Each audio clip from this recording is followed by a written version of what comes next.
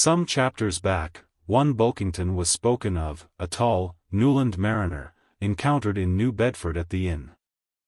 When on that shivering winter's night, the Pequod thrust her vindictive bows into the cold malicious waves, who should I see standing at her helm but Bulkington?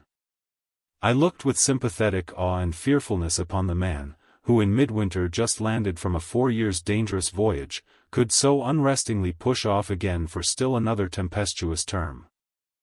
The land seemed scorching to his feet. Wonderful as things are ever the unmentionable, deep memories yield no epitaphs.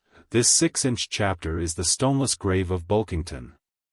Let me only say that it fared with him as with the storm-tossed ship, that miserably drives along the leeward land.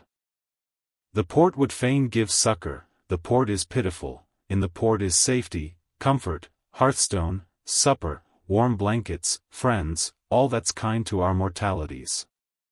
But in that gale, the port, the land, is that ship's direst jeopardy. She must fly all hospitality. One touch of land, though it but graze the keel, would make her shudder through and through.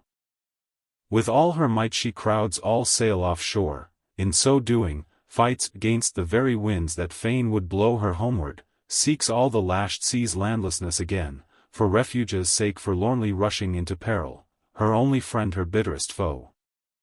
Know ye now, Bulkington? Glimpses do ye seem to see of that mortally intolerable truth, that all deep, earnest thinking is but the intrepid effort of the soul to keep the open independence of her sea, while the wildest winds of heaven and earth conspire to cast her on the treacherous, slavish shore. But as in landlessness alone resides highest truth, shoreless, indefinite as God, so, better is it to perish in that howling infinite, than be ingloriously dashed upon the lee, even if that were safety. For worm-like, then, oh! Who would crave and crawl to land? Terrors of the terrible! Is all this agony so vain? Take heart, O Bulkington! Bear thee grimly, demigod! Up from the spray of thy ocean perishing, straight up, leaps thy apotheosis.